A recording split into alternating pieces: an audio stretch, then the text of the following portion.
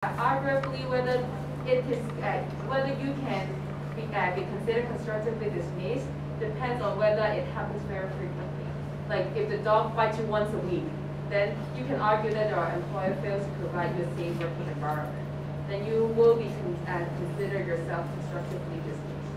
Jadi ini semua bergantung juga terhadap berapa seringnya hal ini terjadi.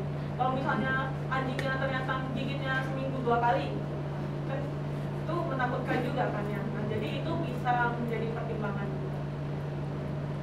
Another situation is unfit for work. It is not you saying that you're unfit. It has to be certified by a registered medical practitioner, and you have been working for 5 years. Alasan lainnya itu ya tidak layak atau tidak sehat untuk bekerja lagi. Tapi tidak layak atau tidak sehat untuk bekerja ini bukan kalian sendiri yang bilang kalian nggak layak atau kalian nggak sehat. Harus seorang praktisi medis yang menyatakan kalau memang kalian sudah kondisinya tidak layak atau tidak sehat untuk bekerja. And you have to be permanently unfit for work. It's not just temporary. Jadi kalian juga harus kayak ditetapkan secara permanen tidak layak atau tidak sehat lagi untuk bekerja, bukan hanya untuk sementara waktu, tapi memang sudah nggak bisa. Unfit for the work you are hired for. For example, you are hired to take care of an elderly, but then, for example, you broke your arms. Then you can no longer take care of the elderly. Then you will be considered, as subject to medical proof, you will be considered as unfit for work. Nah, misalnya nih kalian itu jaga seorang orang tua, terus kalian ternyata dinyatakan unfit, tidak layak atau tidak sehat lagi untuk menjaga majikan yang udah tua ini karena kalian tangannya patah, kan udah nggak bisa untuk jaga majikan lagi. Nah, itu termasuk dalam tidak layak atau tidak sehat lagi untuk jaga atau rawat majikan. If you're certified as unfit for work, and your employer wants to terminate the contract, does your employer have to give you 1 month notice? Nah, kalau misalnya kalian memang dinyatakan ternyata kalian tidak layak atau tidak sehat untuk bekerja lagi, terus majikan kalian mau putus kontraknya, majikan itu harus kasih kalian 1 month notice atau gaji pada 1 month. So if they are basically unfit and then if you want to terminate them, you have to give 1 month notice. So, another situation would be ill treatment by your employer. Do you guys think verbal abuse is an ill treatment? Jadi situasi lain itu seperti perbuatan yang tidak enak gitu, dari majikan. Nah, menurut kalian kalau majikan itu secara verbal, secara omongan Bisa. itu kayak kasar ke kalian ngomongnya, itu termasuk nggak dalam perbuatan yang tidak enak, tidak menyenangkan itu? Termasuk. Ya. So if I'm just saying that, oh, you did it wrong, does that constitute a verbal abuse? Jadi kalau misalnya majikan bilang, oh kalian salah nih ngelakuin ini, itu termasuk nggak dalam kekerasan verbal? So what do you guys think is a verbal abuse? Jadi menurut kalian apa sih yang termasuk verbal abuse atau kekerasan secara verbal itu? Ucapan yang kasar ya, kayak mengatakan bodoh, tidak bisa bekerja, intinya menuduh kita secara nggak langsung gitu, kayak apa? Oke. Oke. Oh, iya. Kalau intinya saya mengatakan kata-kata yang kasar kayak aku bodoh. Oh, Pak, kok pinter, manusia bisa hidup berdampingan sama lampir. Pak. Kami itu apa ngomong Kadang gini, lampir? ada misalkan menaruh barang terus Coba dengan kita hidup dengan orang lain, dia mengatakan hati-hati barang di situ nanti hilang. Ini menuduh secara tidak langsung. Is it like this inappropriate words like you are stupid, you are dumb, and then like accusing you for putting something that's not on place, like inappropriate words. Yes, right.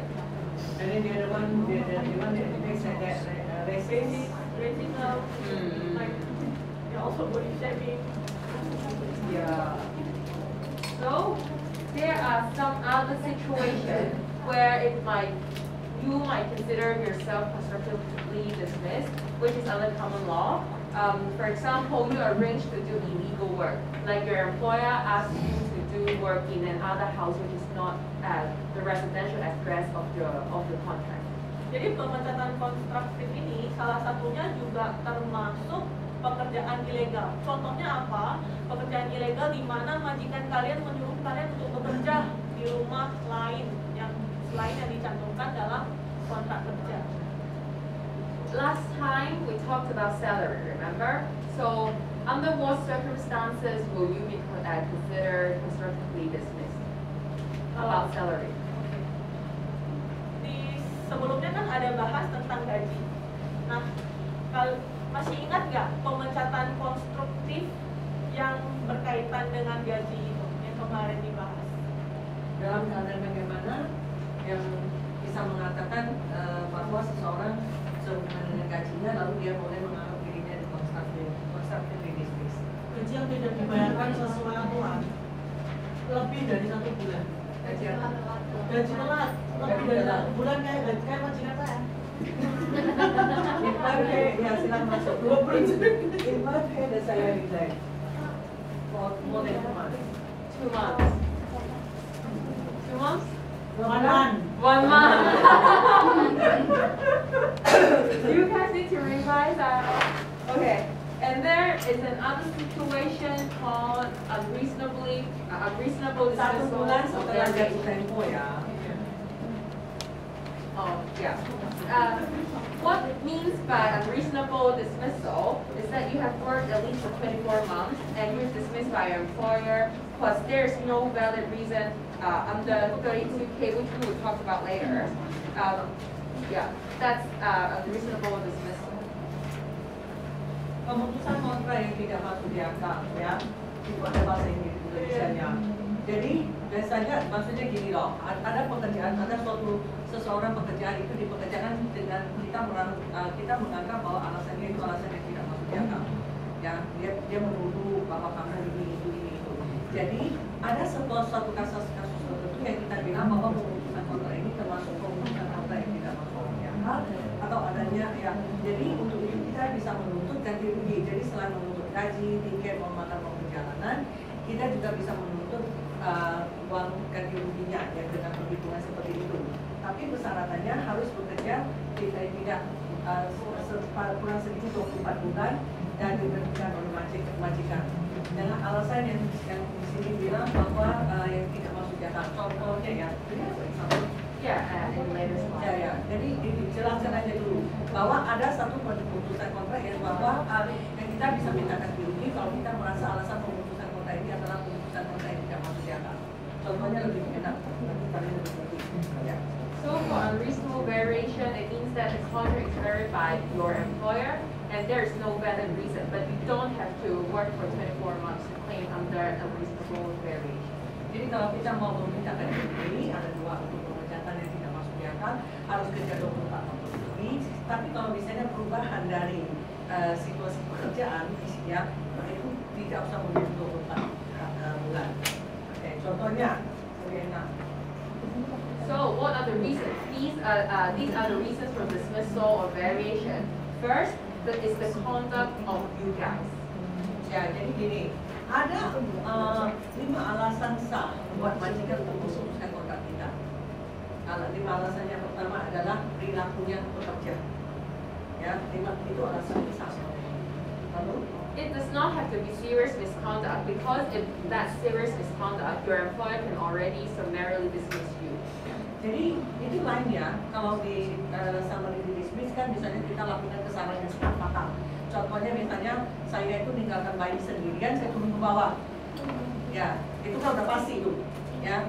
Nah, jadi kalau misalnya itu kesalahan yang sangat fatal seperti itu, berarti majikan boleh langsung konstruktif dismiss. Tapi yang masalah ini adalah tentang perilaku pekerja, sifat dia perilakunya. Ya, jadi beda. Okay. If it's merely conduct and it's not serious misconduct, your employer wants to terminate you, they have to give 1 month notice. Ya, jadi kalau seandainya not serious kontrak ya, kalau misalnya bukan kesalahan yang sangat fatal, kalau majikan mau memutuskan kontrak, jadi dia harus memberikan 1 bulan pemberitaan. The second situation would be your capability and qualifications. If, for example, you are hired to take care of an elderly, but then you get older and you are not capable, for example, you are weak also, you cannot take care of the elderly, then this might be a reason for your employer to reasonably dismiss you. Majikan merasa bahwa pekerjaan kemampuannya tidak bisa melakukan pekerjaannya dengan benar. Contoh misalnya harus mengangkat jaga orang tua, lalu ternyata badannya ya pekerjaan kecil, nggak mampu nggak kuat. Jadi majikan boleh memutuskan kontrak juga. Another situation redundancy. Do you guys remember what is redundancy? Dan yang selanjutnya adalah tentang redundansi pekerja.